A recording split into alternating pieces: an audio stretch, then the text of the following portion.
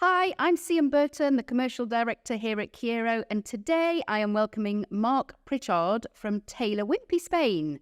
Thanks for joining me, Marc. I'm really excited to hear your view on the market. Thank you very much. Thanks for the invitation, and it's great being with you. Thank you very much. Thank you, Marc. Okay, tell me more about you. Right. I'm based on Mallorca. I've been working for Taylor Wimpey it's my 30th year this year. And Taylor Wimpey started building in Spain 65 years ago in 1958. We are part of Taylor Wimpey PLC back in the UK, so we're listed in the FTSE 100.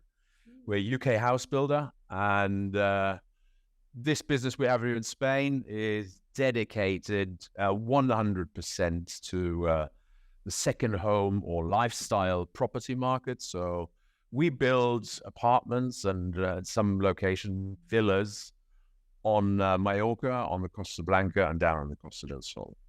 Great. So you've started telling me a little bit about your business. Tell me a bit more about your business. Right. What we do as a house builder is actually quite simple. If I talk about it, it's actually not that simple because you need a big team to put all this together. So we buy land. We've got external architects who we then design the product with, and then we start building it. Once we've got the license, once we've got all the documentation in place, we start marketing and selling it. We do direct marketing and sales, so we've got our own sales team, sales managers in the different regions, and we do direct marketing through property portals like Kyero, online marketing, Google, whatever you call, we do all that. Obviously, we have a massive database.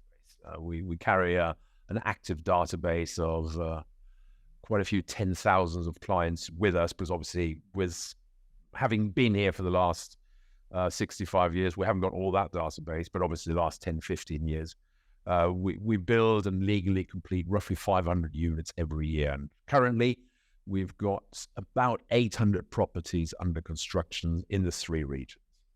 Wow, amazing. It's quite big, yeah. It's a quite big setup. Huge. Yeah, it's huge. Marc, as you know, Kyero are the leading property portal in Spain, and we are mainly targeting international buyers. Tell me more about your buyers. It's interesting. Obviously, the last couple of years have been interesting in that sense. If you look 20 years back, we were working with the British market, maybe the German market, and a couple of other European markets.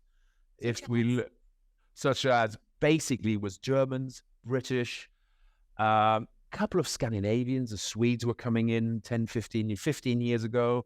Then we had a couple of maybe Norwegian, Danish, Belgian. Then you had a couple of French, but it was Central Europe and Northern Europe. Yeah. Eastern Europe started in the mid 2000s. So we had a couple of Russians coming in, but that's obviously considerably quieter at the moment.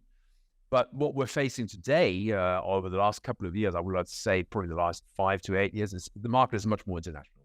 Mm-hmm. So if we look at the first 6 months of 2023, we've sold to 42 different nationalities. Wow.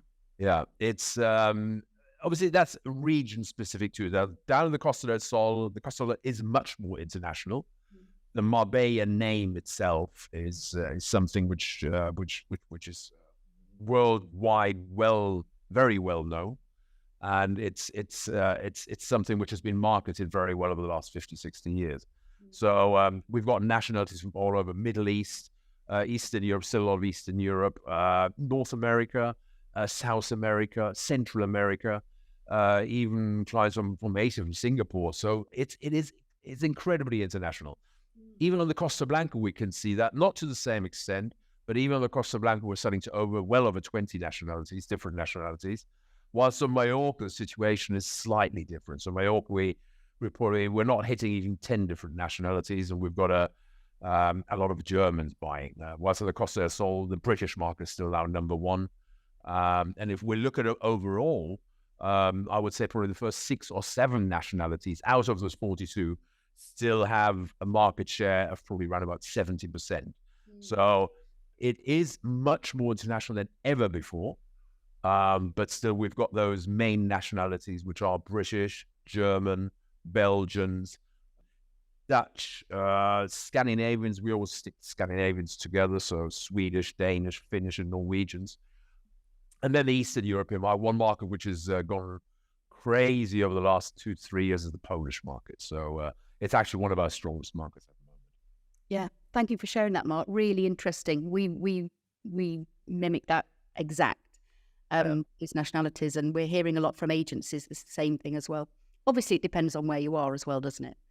Absolutely, yeah. Every region is, it has to do with the airports. I mean, obviously, one thing we don't have to forget: our business. You will know. You've been in the business long enough. But our business exploded in the late 90s, early 2000s with low-cost air carriers. I mean, the likes of EasyJets, Ryanairs, and all the other low-cost air carriers actually brought the business or built the business up to what it is today. Without these low-cost air carriers and a lot of flight connections, yes, we wouldn't be in the situation we are, because obviously it's all about how quick and how often can I get somewhere. Yeah. And that's where Alicante Airport and Malaga Airport always have had an advantage, because they're not as seasonal. So you've got the flight connections throughout the year, which is very important, which on Mallorca, for instance, where I'm based in our head office, Palma de Mallorca in wintertime is always slightly more difficult than Malaga and Alicante. And the climate probably has something to do with it too. Yeah. Yeah, they definitely brought in a brand new convenience, didn't they? Everything became very easy and possible. Yeah, great. Mark, I'm interested to know what your biggest challenges are right now. Being a property developer is probably very different to an estate agent. Our biggest issue is, point one is buying new land. That's getting more and more difficult. Biggest problem is probably here on the islands. Ibiza, we've finished one development. We would like to continue on Ibiza, but we won't be able to. We've sold out, and there is no further land on Ibiza, full stop. Or we can't get it, or it's not the right price. One thing will never work. Mallorca is very similar. We were active on Menorca until about 15 years ago, but we stopped that because already then we could see it getting difficult. There are still pockets of land down the Costa del Sol, but that's where the biggest activity is going on at the moment. So most construction is certainly taking place on the Costa del Sol.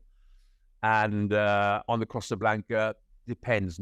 Southern Costa Blanca, northern Costa Blanca, possibly a little bit easier, whilst the southern Costa Blanca is quite difficult. So land is a big issue. And then, obviously, over the last 2 years, material cost in terms of building is manageable at the moment. So we can see that's okay. That was a big problem 12, 18 months ago.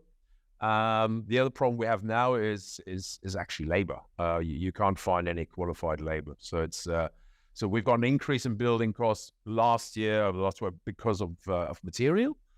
We've got another big issue now coming up, obviously with inflation and the rise of labor costs. Because first of all, you can't find any, and the few you can find are getting more and more expensive.